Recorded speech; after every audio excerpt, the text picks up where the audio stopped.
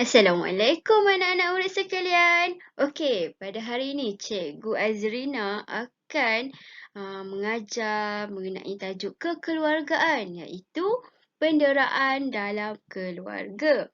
Okey, anak-anak murid sekalian boleh membuka buku teks muka surat 84 dan juga 85 sebagai rujukan. Okey, tajuk kita ialah penderaan kanak-kanak. Apa itu kanak-kanak? Okey, kanak-kanak didefinisikan sebagai seseorang yang di bawah umur 18 tahun. Okey, penderaan kanak-kanak adalah satu pencabulan dan pelanggaran yang serius terhadap hak kanak-kanak untuk berkembang dalam keadaan sihat dan bermaruah. Di samping boleh menyebabkan risiko dalam kelangsungan hidup mereka. Okey, penderaan kanak-kanak boleh dikategorikan kepada penderaan fizikal, emosi, seksual dan juga pengabaian. Sekiranya kita menjadi mangsa penderaan, dengan siapa perlu kita laporkan? Okey, yang pertama, kita boleh laporkan kepada guru. Anda semua boleh berjumpa dengan guru-guru di sekolah dan menceritakan masalah tersebut. Okey, yang kedua, anda boleh laporkan kepada ibu bapa atau ahli keluarga yang terdekat dengan anda. Selain itu, boleh juga laporkan kepada jiran. Dan kita juga boleh membuat laporan kepada pihak berkuasa seperti polis, Jabatan Kebajikan Masyarakat, Talian Nur atau Talian Kasih.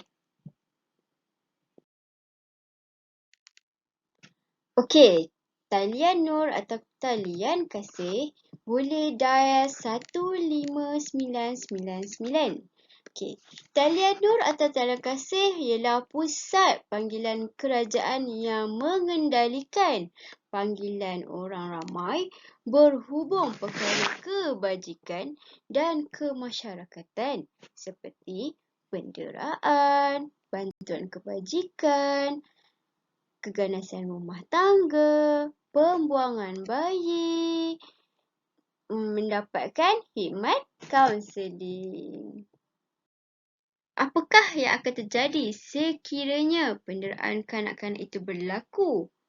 Terdapat beberapa kesan penderaan melalui fizikal, contohnya iaitu kecacatan anggota badan, keretakan tulang, kecederaan otak dan juga boleh meninggalkan kesan-kesan di anggota badan.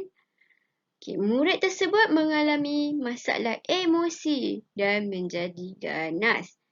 Selain daripada kesan fizikal, kesan mental dan emosi juga akan turut berlaku seperti berlakunya gangguan emosi dan mental, tekanan jiwa, kemurungan, keresahan.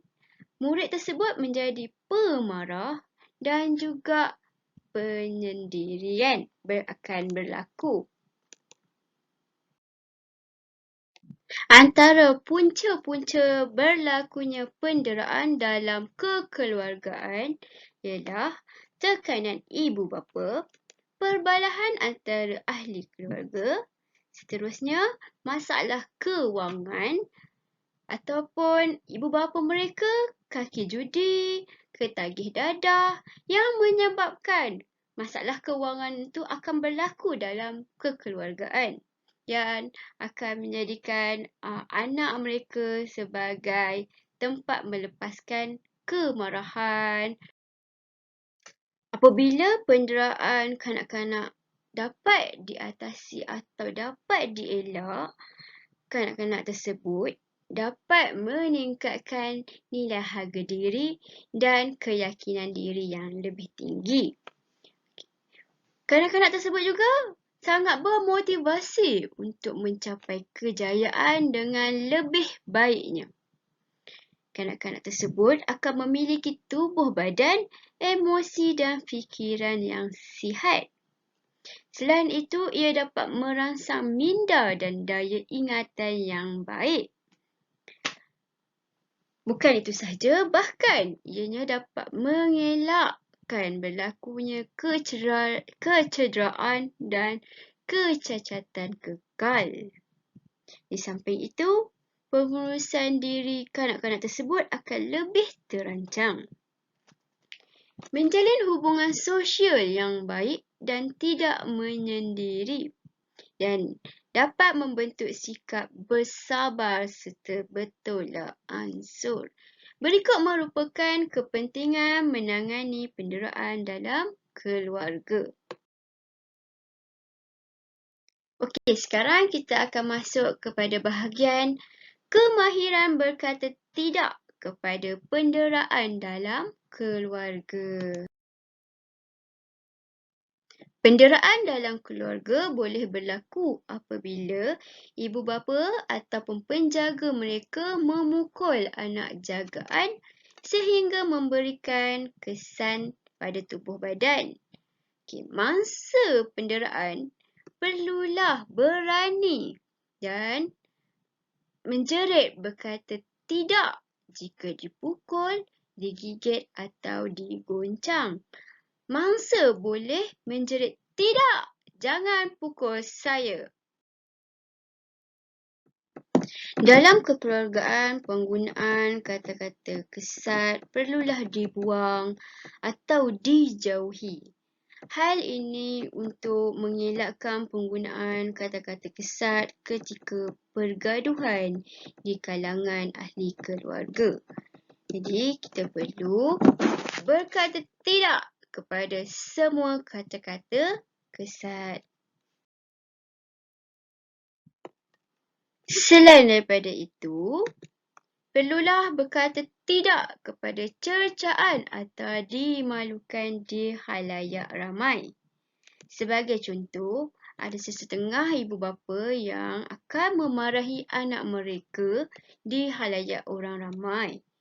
Perkara tersebut perlu dielakkan agar emosi, sifat malu dalam diri kanak-kanak tersebut dapat dikawal. Selain daripada itu, adik-beradik yang suka memviralkan, memalukan adik-beradik mereka sendiri haruslah dielakkan. Aktiviti buli dalam kekeluargaan juga boleh berlaku. Sebagai contoh, abang menyuruh adik mengambil air. Ataupun abang suka tarik rambut adik seperti di dalam gambar kartun tersebut. Hal ini akan mengganggu emosi kanak-kanak yang menjadi mangsa buli tersebut. Sebagai mangsa, kita perlu berani berkata tidak kepada sebarang aktiviti buli. Dalam kekeluargaan juga boleh berlakunya ejekan, penghinaan, seperti contoh, kau ni gemuk lah dek, ataupun kau pendek, macam tu. Tapi sebenarnya kita perlulah berkata tidak kepada sebarang ejekan dalam kekeluargaan bagi membentuk keluarga yang harmoni.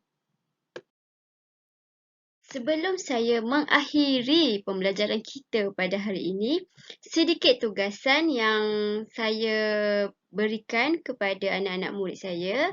Yang pertama, murid-murid dikehendaki membuat peta minda mengenai kesan-kesan penderaan kanak-kanak dalam kekeluargaan.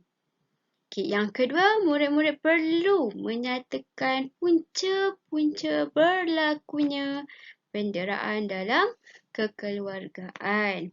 Tugasan tersebut hendaklah dibuat di dalam buku tulis pendidikan jasmani dan pendidikan kesihatan. Diharap anak-anak murid saya sekalian dapat melakukan tugasan dengan baik. Ingat, penderaan terutamanya kanak-kanak, adalah tanggungjawab kita bersama. Okey, sekian sahaja daripada saya. Terima kasih.